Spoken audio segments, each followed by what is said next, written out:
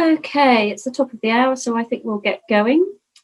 Welcome to this webinar today, this afternoon. This is the ninth in the series of CAQDAS webinars that are organised by the CAQDAS Networking Project, which is based in the Department of Sociology at the University of Surrey. I'm Christina Silva and I manage that project, and I'm here today to host this webinar with Michelle Salmona, who I'll tell you all about shortly. Before I do that, just a reminder that we have 3 more webinars scheduled next month that you may want to tap into as well. And all the recordings of our prior webinars are available on our YouTube channel. So do feel free to go back and have a look at any that you may have missed. We've also got a few training courses in the use of particular qualitative software programs coming up.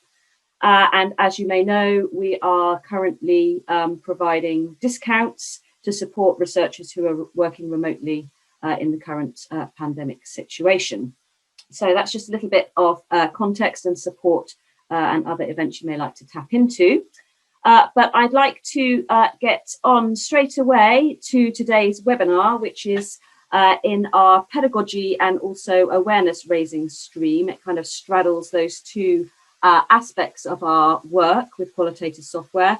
And I'm delighted to welcome along a very long-standing friend of the CAQDAS Networking Project and a personal friend and colleague also, Dr. Michelle Salmona. Michelle has more than 20 years experience in undertaking qualitative and mixed methods research using CAQDAS packages, in particular NVivo and Deduce. And she's used these programs to facilitate her own analysis and also taught many others to do so as well. She is the co-founder and president of the Institute of Mixed Methods Research, which pioneers the development of innovative, creative and rigorous approaches to the design and implementation of mixed methods research across social sciences around the world. The topic that Michelle is going to speak with us about today is closely aligned with her research focus, which is about better understanding how to support doctoral success and to strengthen the research process. And also she focuses on building data-driven decision-making capacity through technological innovation. So these are topics that Michelle has published on widely, and is also currently working with myself and my colleague Sarah Bullock on teaching and learning qualitative methods and technologies through her visiting international fellowship grant at the University of Surrey, where our project is based. Unfortunately, though, due to the ongoing pandemic, Michelle hasn't been able to actually visit us at the university, and today she is joining us from her home in Michigan, where, as well as remote working, she enjoys a variety of water sports on the lake beside which she lives. And she takes yoga classes and visits friends when the pandemic permits it. Michelle, thank you very much for being with us today. I will pass over to you. And while you are sorting out your screen share, just to remind those delegates that we have with us today, please do ask any questions in the chat, and there will be moments during Michelle's presentation and also at the end where we'll be able to have a discussion. So I will turn off my video and mute myself and pass over to Michelle. Well, thanks, Chris. That was a lovely introduction. So very impressive. Thank you.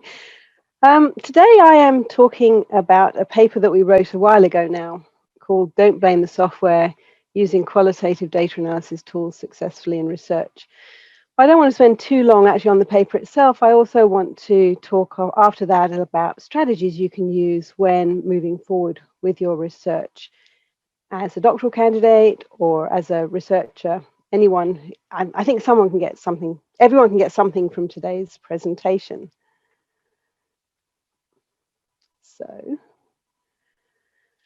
what we're really talking about here is working successfully with digital tools. Now, this can be your CAQDAS tools or other tools as well, but I think most people are familiar with CAQDAS tools in the data analysis setup, but I wanted to actually bring into the conversation other digital tools as well, and understanding how you need to be a research methodologist and align that idea of who you are and what you bring to the research with your use of technology.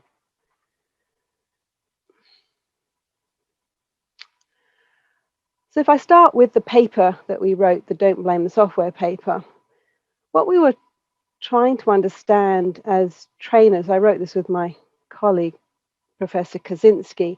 We've been training people for many, many years together, and we couldn't understand why some people were successful and some people weren't in their academic endeavors. So we wanted to try and look at this in a robust and trustworthy way. So the paper had these research questions. Specifically with doctoral students, how do they actually incorporate this idea of technology into their analysis? What helps or hinders them as they're trying to do that? And how do they conceptualize quality in data analysis? Now, understanding there's very complex relationships with all of these, it was an undertaking that took us quite some time. So we actually did this over a period of 5 years. We gathered data from many different places. This is, I think now you can say it's quite a long time ago. So some of this was actually in paper format. But you can see from this table that we had been working with a lot of different students, collecting data in different forms, and then trying to work out from that data what was actually going on. I think it's important to pause here for a moment and to look at this table for data, because it's a way of actually, a lot of times when I'm looking at people doing research, they don't often show exactly what data they used, where it came from. And I think that's an important piece in working with data and working with digital tools, is to be clear about what your data is for your study and how it connects with your research focus. So let's talk about research design. I like this Dilbert cartoon. I think it really brings out some interesting questions about how people approach their planning for their data analysis, how they approach the planning for their research design. And what we're trying to do here is be really clear what's involved, what you need to prepare for, how you need to actually design the research. So in one of our later papers, we put this flowchart together. Now, if you look at this flowchart, it's all very tidy and it looks all very linear. But obviously, we all know that qualitative research is not linear. It's very, very messy. But you still need to have some way of understanding how these things work. So people always start with the general topic of interest. That's what you start with. And then you want to work out what's the purpose statement for your study, what's the focus for your study, your research questions and your methods. We then put the third line as a separate line because we found that when we're working with doctoral students, they seem to be quite comfortable up until this methods box. They were able to write chapters 1, 2, and 3 of their thesis quite happily, able to do their literature review, come up with the questions they wanted to ask. But when it came to data and doing the analysis and coming up with their findings, it was a big brick wall. It wasn't clear how people got to that point. It wasn't clear how well it was taught. Oftentimes, doctoral students are doing classes, but nothing on actually data analysis itself. So we were presented with lots of participants in our workshops who had no clear idea about what was going on in these bottom 3 boxes of data gathering, the analysis going on with the data gathering itself, and how to produce your findings.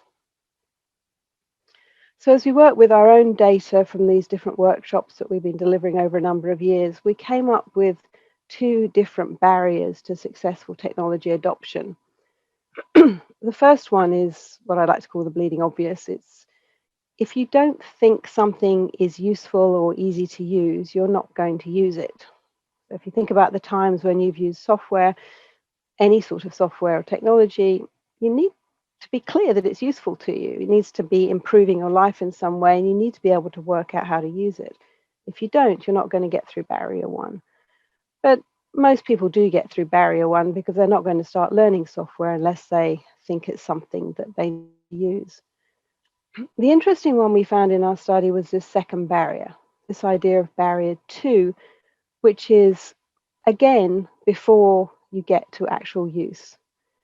And barrier 2 is this idea that unless you as a researcher are really clear about your own research methodology, who you are in the research and what you bring to the research, you're not going to be able to use software easily. It's not going to make any sense. There's no magic button in any digital tool that will write your dissertation for you.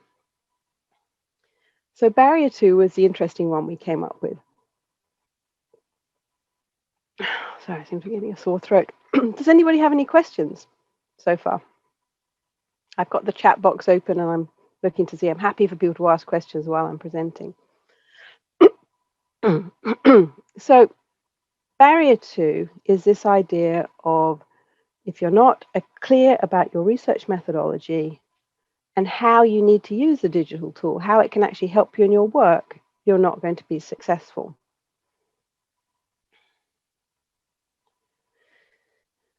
So how do you get through that barrier? How do you become successful using digital tools? Well, what I wanted to talk about now is some different ideas, different strategies that you can use to actually get through this barrier. Taking it one step at a time, understanding about your data, understanding how you actually gather data, understanding what is data, understanding how to do some analysis, and understanding from that how to draw out your findings. So the first activity, that I'd like to do today is this one. So I'd like you to consider an interview. I can see there's not many people here today, but we can probably do this together anyway. How many types of data can you collect from that one interview? So an example might be an interview transcript, another might be an audio file. But what other types of data can you identify? Any thoughts from anybody?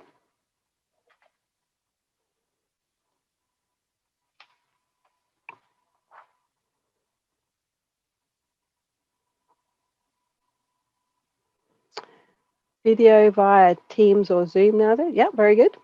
Anything else? Who the person is? Notes from the interview beyond the transcript? Super. Demographic information, observations? Super. Some great ideas coming through. Anything else? I have to tell you that I think our record was 36.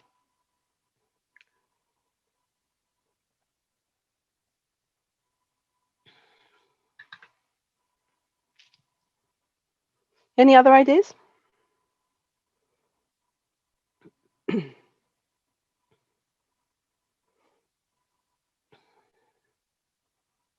Linguistic information? Sure. Perhaps you could be a little bit more specific about what you mean with linguistic information. Yep, very good. Non-verbal cues. What I'm trying to get you to do is to think about more creatively about what data could be. Most people think about interviews as being able to give you some great ideas coming through, a transcript and maybe some observations. So these are some of the ones we've come up in different workshops in the past. Memos, I cannot emphasize how important memos are. I'll be talking a little bit more about memos in a minute. Transcripts, demographic data, translation if necessary, observer comments, notes to self, and annotations. So what I usually do when I go into an interview is I say to them, I'm putting on 2 recorders here because I like to have my redundancy going. I'm going to also take notes if that's okay, and I put a line down the middle of the page, and on one side I put observations of what's going on, and that could be things about somebody's reaction or whether a certain question made them less direct than they were before, different observations. And on the right-hand side, I put observer comments or notes to self. So it could be something like, she said something about Mandy, who said somebody else said the same sort of thing. Perhaps I need to investigate this further. You could also, perhaps while you're waiting to do the interview, you could do some observations if you're sitting in a lobby somewhere, seeing what's going on in an organization or in a school. Site documents, interview artifacts. You may get somebody to create something in the interview itself. Photographs, obviously, vignettes, pre-post data, sample summary data, consent forms, tracking data, and so it goes on. So the point of this exercise is to get you to think about what data you can actually use that will help you in your study. So one of the benefits of using a digital tool is you're able to draw on a much wider range of data and work with it than you could manually. This means you need to think creatively about what data you can use. If you're trying to build credible evidence, you're going to want to use multiple data sources. So we put together this triangle. And again, we've got memos in the middle. So I think memos are very important. And however many memos you write during the process, you will never write enough as you try to reconstruct it. That's where I've always found it. Interviews, observation field notes, and site documents. It's a good place to start. And these are the different types of memos that we talk about in our book. But this is not prescriptive. You can come up with any way to categorize your memos. Just make sure you write memos. We like the idea of methods memos, reflective memos, analytic memos, and inductive deductive shift memos, trying to capture those shifts as your thinking changes and develops. So I guess one of the things I'm trying to get you to think about is how to take steps forward as you work with your digital tool. So going back to that barrier 2, particularly for a novice researcher, if we're talking about doctoral candidates, it's not always clear how to proceed, how to work with a digital tool, how to move through barrier 2. But if you can create a process with small steps to take you through that, it can really help you be successful in your research. So take time as you start through with your data, working with your data, as you move to that bottom line of that diagram I showed you earlier, data gathering. Be creative, really challenge yourself to think deeply about what data you can use. So then, of course, let's talk about digital tools. Well, first of all, you may not actually use a digital tool. I've done projects where I've done it manually, done the analysis manually, data gathering manually, but mostly I do use different digital tools. So obviously the CAQDAS Networking Project is a great place to start. Anyone who comes to me trying to get through barrier 2, I always send them to the CAQDAS website because it's a great place to review all the different digital tools that are available. But remember, as you make this decision, write memos about how you're making this choice, because you need to address that when you're writing up your paper or your thesis. Why did you choose to use a digital tool? Which digital tool did you decide to? And how did you come to this decision? These could be either, as we put them, design memos, or it could be researcher reflective memos, depending on whether it's about you personally or about your design. So always think of strategies to keep you moving and moving through barrier 2. So using digital tools to find more data. We talked a little bit about the activity for an interview. Well, there's many different ways that you can find data that can be useful to you that's not necessarily obvious in the first instance. So as you start thinking about your data, this is the beginning of the process, if you like. I'm stepping you through the beginning process in data gathering. There's data identification. Think creatively about what data you might use, and always remember your research focus and questions. You don't want to be going down different rabbit holes as they come available. You want to make sure that your research focus is right there in front of you, permanently written, 1 or 2 sentences saying what your study is about at a very granular level. So this study is about this point, because that's going to frame everything that you do as you do your research. So the data that you gather must connect back to these constructs. Remember that a wide variety of data will strengthen your research. Going back to the triangle that I showed you before, you can start there, making sure you're covering each part of that triangle and then other things as well. As you're collecting data, if it's digital data, remember it may not always be reliable. Personally, if I find something on the web that I want to use, I tend to cut and paste it as text into a Word document and use it that way. If I create a PDF or something, I may end up with things in it that I don't want. That way I can only get the text that I need. Have a look and see what data is available and communicated digitally that could be related to your research. So are there any hashtags out there on Twitter where people are talking about your topic? Are there Facebook groups or other social media where you can find data and information? And digital data is kind of cool because obviously it's readily available for analysis. It's not like data on paper that you have to type up and convert. So the types of data that you might use are data from websites. Cameras can be kind of cool. You might give your participant cameras and get them to take photographs that you might want to use in your analysis. Web scraping, social media and chat rooms, online forms, Google Forms. What other ideas would you have for gathering data, digital data? Any other ideas coming from you? Thinking?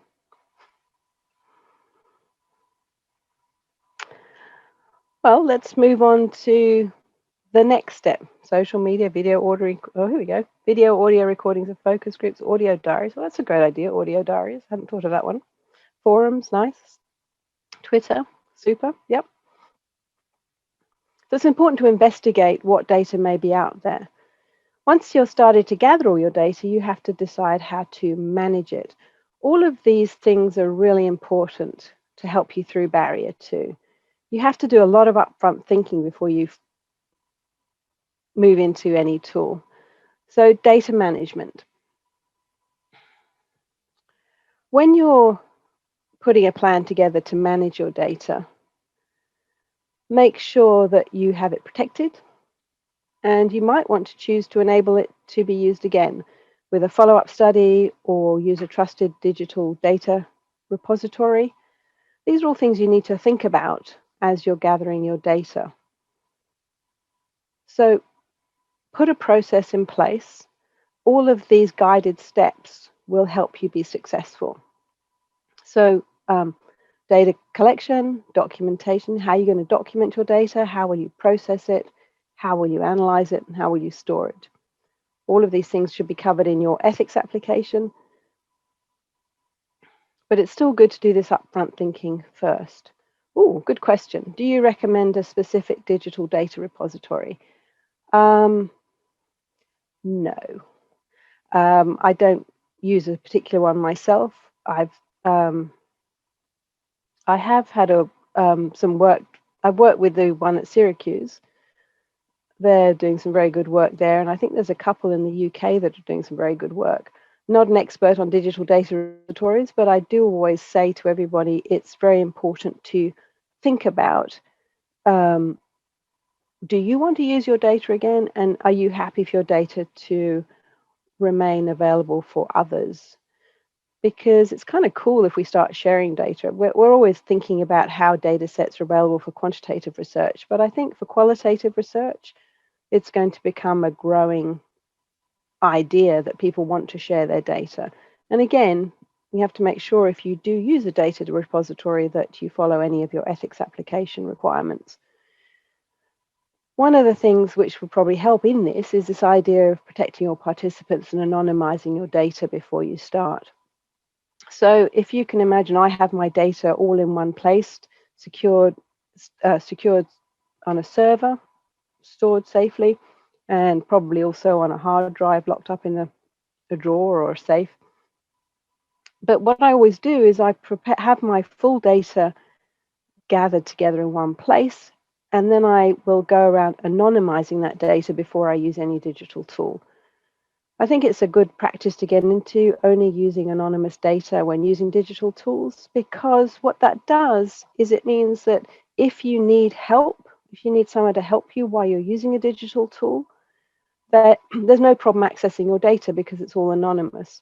So it's anonymizing it, not only the participant names, you might want to use pseudonyms, but also document names, company names, institution names, different things like that you want to make sure are changed or removed.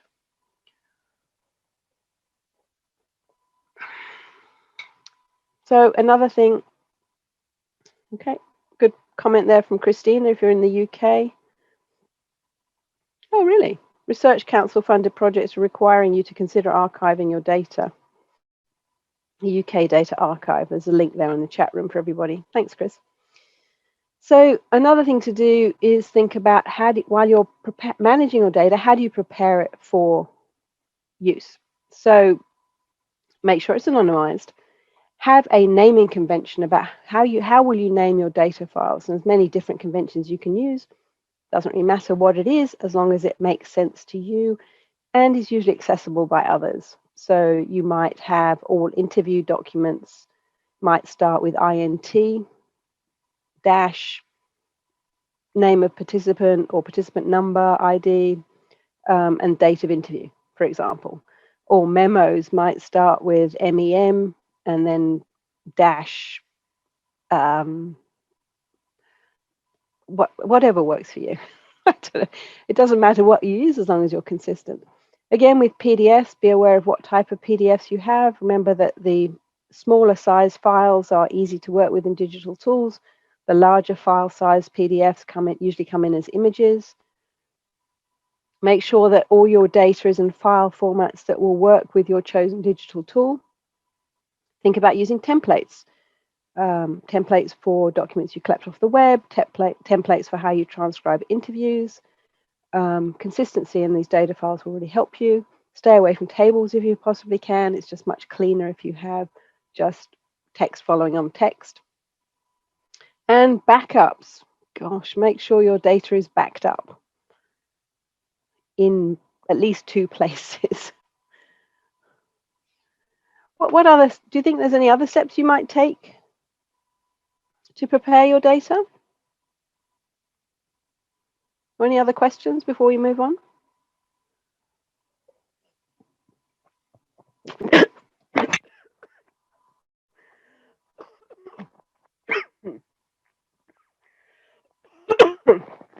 Sorry, went down the wrong way. Yep. Great question, thank you. Sorry, I just have another drink.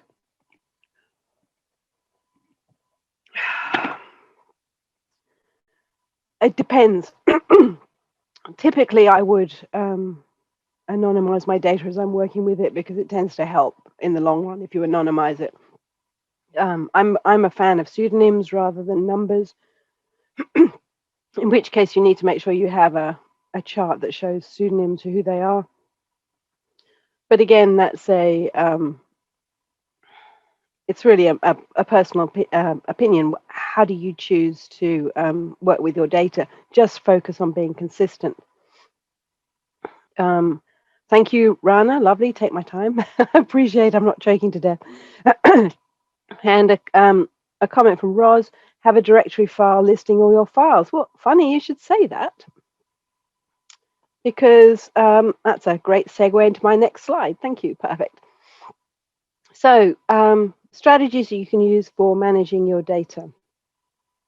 Organize your files by topic, type, or date range. Again, none of this is prescriptive.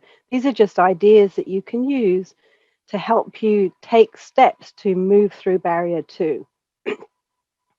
It's whatever works for you. Remove all sensitive information, put a README file in each folder, which is what Roz was talking about, this idea of explaining and describing the context of the files stored in those folders. Create templates. Get a descriptive file naming system. Make sure the file name is a footer in all your research documents, the ones that you create, obviously.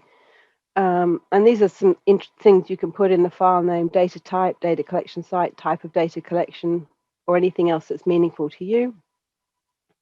Think about secure cloud storage. If you're working at a university, you would probably have your university server that you could use, a backup drive, and your own computer. When I did my doctorate many moons ago, I had all my data backed up on CD-ROMs, and I had one CD-ROM in a bank vault in Australia and another CD-ROM in a bank vault in America. Just didn't want to lose my data. Make sure you back up often. When you're using any digital tool, it is a digital tool, and as such, it could corrupt. So make sure you have at least 3 copies of what you're working with. And the last one I think is really important: establishing a realistic timeline. Always give yourself enough time to do the work first before you move into the analysis. The more time you spend thinking about your study, how your data connects back to your focus of your research and your research purpose, and can really help you as you move. Great comment. Data backups in their freezers in case of fire. Well, you could always just use a fire safe, which is the same thing without freezing your data, but great comment, thank you. So this last point I want to emphasize, this idea of a realistic timeline. As you work through, trying to move through barrier 2 to become successful in your research, whether you're a doctoral candidate or a researcher, impoverished grad students, lovely. Give yourself enough time, come up with a plan, working with your data. It's not simple to move from the first and second line of that original diagram that I showed you of the research map. Moving into that third line of the data gathering and the data analysis and producing your findings takes time and thinking. And most people don't remember to give themselves that time. And if you end up with rushed work, another great question. So before I come to this question, I'll just finish up with here this idea of chaos in thinking and analysis will hinder you moving through barrier 2. If you're overwhelmed with the chaos of it all, the messiness of it all, it can really just stop you up short and just, I don't know where to go from here. So if you just take it in steps, and I'm just covering a few of these steps today, it gives you a procedure for moving forward. So the question I have is, how long does it usually take you from the moment you collect data until the moment you start analyzing data? Well, I probably start straight away in some ways. I mean, I think you could argue that gathering data is a form of analysis because you're starting to, you're choosing what to collect and what not to collect. If you're asking me, how long does it take me to gather the data and move into a digital tool, I would say that those work in tandem, side by side. I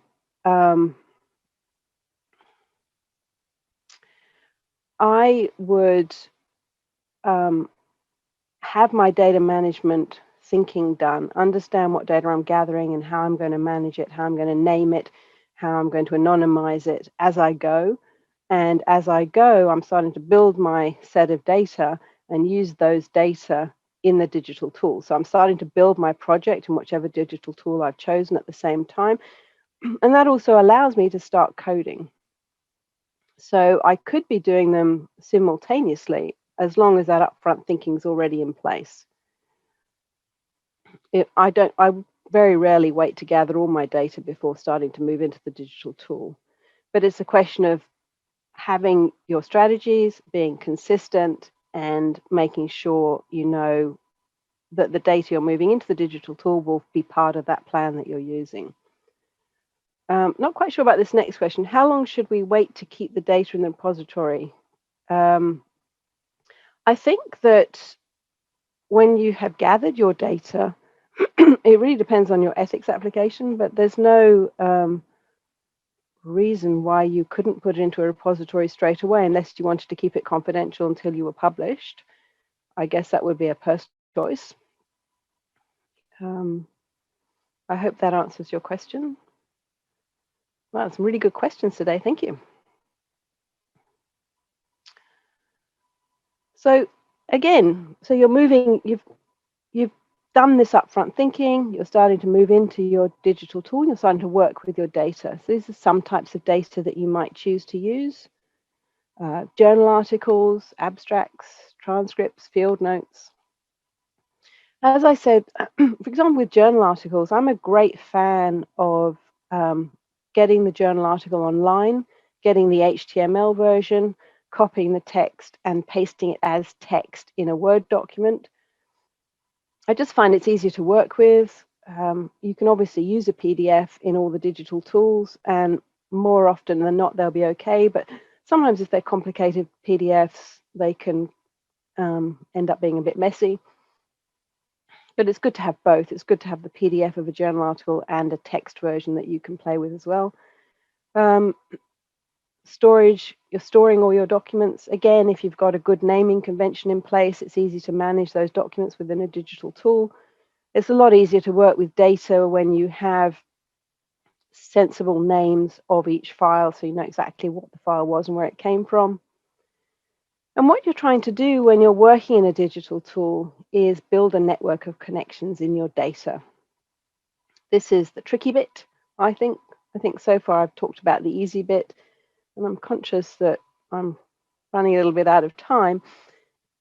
But this idea of memoing, creating annotations, descriptors can be good to think about. A really good way to dive into your data and slice and dice it in different ways is to think about descriptors or attributes of your data. So, for instance, if you're looking at multiple organizations, you might want to create a set of demographic data about each organization and bring that into your digital tool, remembering that each digital tool has its own language. So I think in NVivo, they're called classifications. In Deduce, they're called descriptors. But basically what it is descriptive data about your unit of analysis. So again, if you're interested in organizations and how they work, you might want to create a set of data about those organizations. Might be number of employees, value of organization, location of organization, hiring practices, different types of things that might be of interest. Remembering the key in such a decision is always go back to your research focus. What is it that you're trying to investigate? Always go back to that, because that will help you work out how you want to set up your digital tool and work with your data. But basically, all you're doing in any digital tool for analysis is this idea of building a web of connections, linking things to each other. So different pieces of text to codes. It could be different pieces of text to a type of organization or to a memo. And you're going to be searching your data and really drilling down. It could be looking at, well, what happens to people who work late if I look at it by different organizations? Or what happens if I look at that by gender? So are men more likely to work later than women? And then investigating the text underneath that analysis.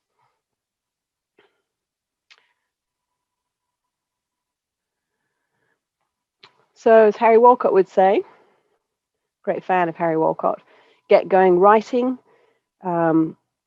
This can be writing your process for managing your data. It can be thinking about actually what data you're actually gathering, where you're going to get it from, how you're going to, well, here we go. There's Walcott's second edition, if you see that. It's one of my favorite books.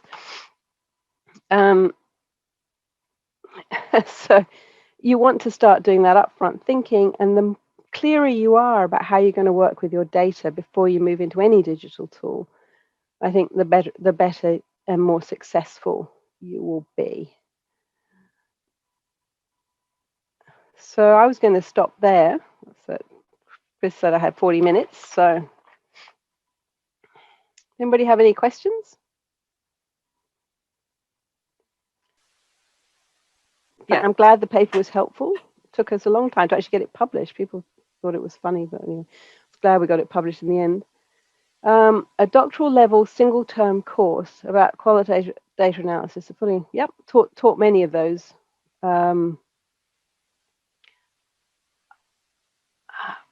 That's an incredibly long and complicated question.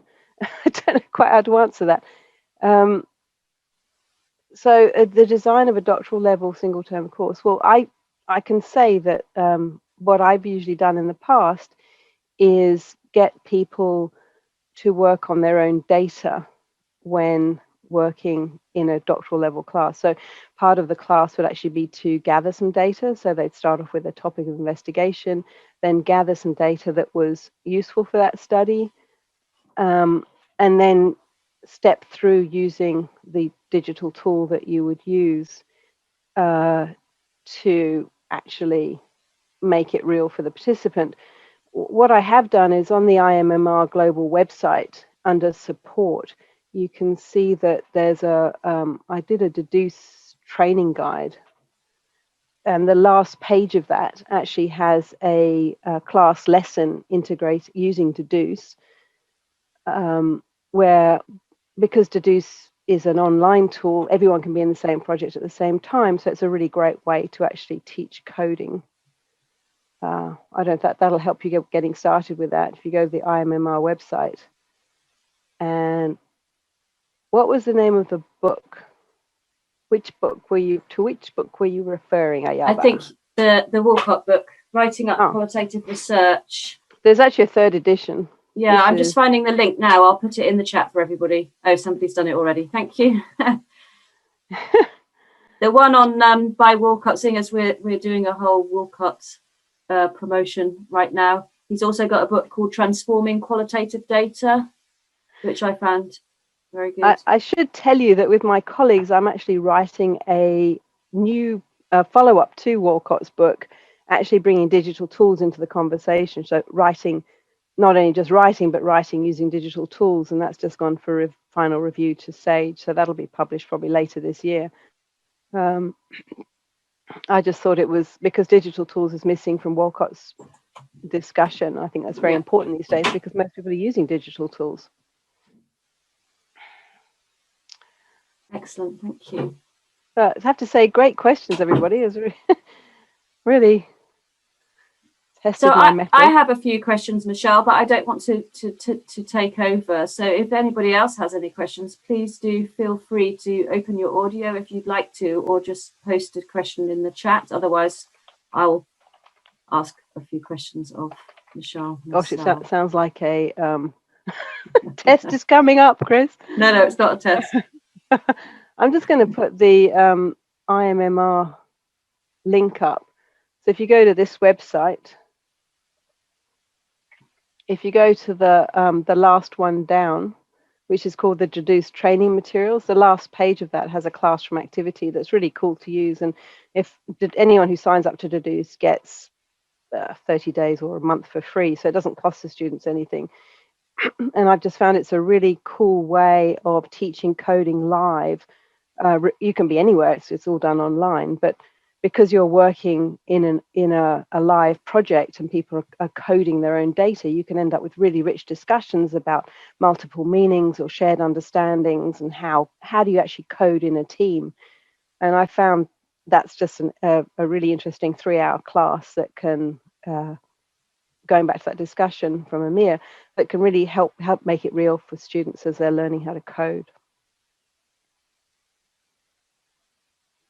That's great. Okay, Chris, okay, I've got a few questions, as I'm sure it doesn't surprise you, Michelle. But one of the things I was really struck by was your emphasis on planning. And as you know, I'm really keen on planning. So I just wondered whether you thought that lack of planning is a common issue amongst qualitative and mixed methods researchers, and whether the use of digital tools can help with that. I think that the lack of planning really hinders people getting through barrier 2. If I'm talking about people new to research, novice researchers who are trying to work with any digital tool, it can be a tool for data gathering as well as data analysis. If you don't do that planning, you will fail, because you need that consistency. You need to be really clear about how your data connects back to your research focus, and that all comes from planning. But I think it's also clear that digital tools can help you with planning. Different analysis tools, for example, as I talked about earlier, if you're taking your data and you've got your plan in place and your data is well prepared, you can then start moving it into a digital tool if you have that consistency in place, and know that as you gather the rest of the data, you can still move into the digital tool. So yeah, I think I can't emphasize the idea of planning and writing memos too much. It's really, really important. Yeah, thanks. I guess a similar thing is to do with what you were saying about challenging ourselves to think creatively about the data that we might be able to find and use, and kind of how much potential data there is out there. And I just wondered whether your advice about linking the data that you gather back to the objectives, whether that's the only way that we avoid becoming potentially overwhelmed nowadays in the digital world. There's so much out there potentially. Is that the key thing to ensure we don't collect too much data? Or I'm not sure that too much is the problem. I think it's a key of, you need to make sure you have enough to be able to answer your research questions. So too much is a problem, yes, but I think often people just go for the low-hanging fruit. What's the easy data I can collect? You can really challenge yourself to think more creatively about that. But your research focus guides everything.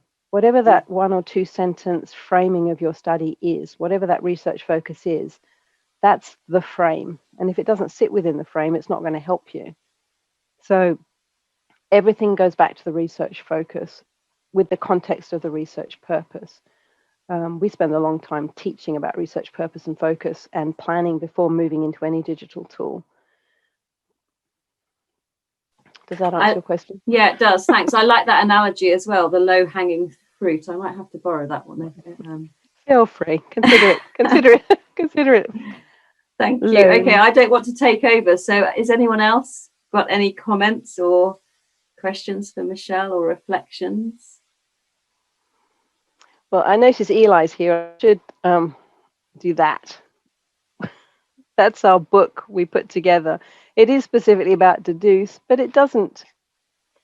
Each chapter has 3 parts. So what we've done is we have taken, the first part is about the theory. The second part is how to do it in deduce. But the third part is a case study from the real world of people who've actually had challenges in managing their data analysis. So some people, whether you're using a deduce or not, you might find that it's a helpful book to use. Just getting that idea of planning and thinking and framing how you do your research now and analysis. There's a note from Eli. Thanks, Eli. Just so you know, Eli Lieber is my co-author on this book. So, but I think people don't spend enough time thinking ahead. There's this idea that's why that original diagram, I had three pieces. You start with your research topic. The middle line is totally straightforward. People have no problem with that at all. You can just manage to do chapters 1, 2, and 3, no problem at all. But when you get to 4, 5, and 6 down the bottom, we separated those out because there needs to be a pause. You need to think. You need to do some thinking there. How am I going to plan to be successful? So yeah, absolutely. Going back to the new book then, when can we expect to have that on our shelves? It's just gone out to review from Sage. Just gone to review, okay. Yeah, it's finished. So it's review, so end of the year, I guess. Great, we'll look forward to that. Okay, I have another question about the second barrier and getting through that. One of the things that you said when you were talking about that, Michelle, was that there's no magic button in digital tools, which is something that, many of us have heard before, the kind of like write thesis or tell me the results button. So I'm just wondering about your personal thoughts on developments to incorporate aspects of artificial intelligence and machine learning in digital tools for qualitative and mixed methods research. What your personal thoughts on that is? Well, I know there's a lot of work going on in that field. Eli's specifically working on this idea of topic modeling with Introduce, but I don't think it matters. I don't think it changes everything I've said today. I think it's still, even if there is AI working on your analysis, you've still got to do that upfront thinking to get to that point. Otherwise, whatever the AI comes up with isn't going to help you anyway. So I think as things change, that's fine. I think that's very exciting. There's some really exciting things happening in analysis. But For I me, still it's think also, the foundations need to be there. yeah, it's also about interpreting what it gives you as well, isn't it? Because it's all very well that it's actually, if you haven't done the thinking, it doesn't matter what tool you use. So this whole, everything I've said today, it doesn't matter what tool you're using, it's all relevant. It's all about planning, stopping to think, pausing. I think Lynn used to call it a Chardonnay moment. She sort of move away from the computer, take a glass of wine or whatever floats your boat, cup of tea, find a lovely tree to sit under, or an ice shanty, or I don't know, wherever you can go and be quiet and just move away from the screen and think. And I don't think we do enough of that. Yeah. You're talking about Lynn Richards, of course, who's actually just had the third or the fourth even edition of her Handling Qualitative Data book published, which people might want to I've lost track of how many editions. Have a look at. I'm not sure how many there are either, but I'll see if I can find the link while we're talking. Yeah, Dan's got a case study on the website with that one. Yeah. I think it's literally come out in the last couple of weeks, hasn't it? I don't think it's out yet. I think it is. I thought I saw. I know it's. It may. I know it's very imminent anyway. If it's not. Well, we still haven't got our copy, so I don't think it's been published yet. I'm looking at the third edition, which was 2014. So maybe the fourth edition is what's coming out. I'll just give you the link to the third edition. I can't find the fourth one quickly while we're talking, but I'll type that in there. So I can see people are starting to leave. Yeah. So any questions before you head off?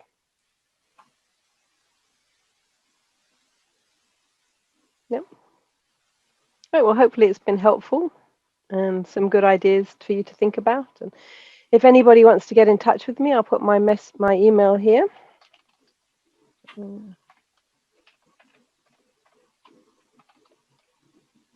you go. That's my email. If anyone wants to get in touch with me, just make sure that you put CAQDAS webinar in the subject line so I know what it's about. I'm happy to answer any questions. Nice to have you all here. Thanks a lot for engaging so wonderfully in the chat. It's really great.